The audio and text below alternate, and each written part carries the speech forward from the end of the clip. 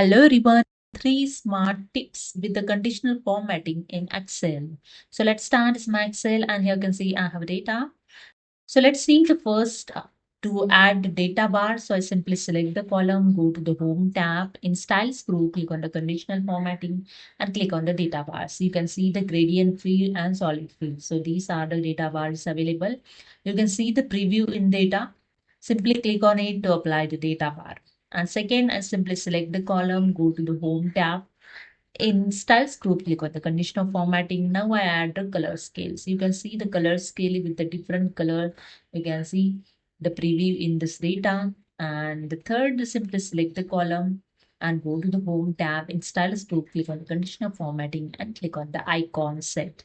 You can see different types of icon is available. Select those you want. So I select this one. That's it. Hope you understood. If you like this video, please subscribe. Thank you so much.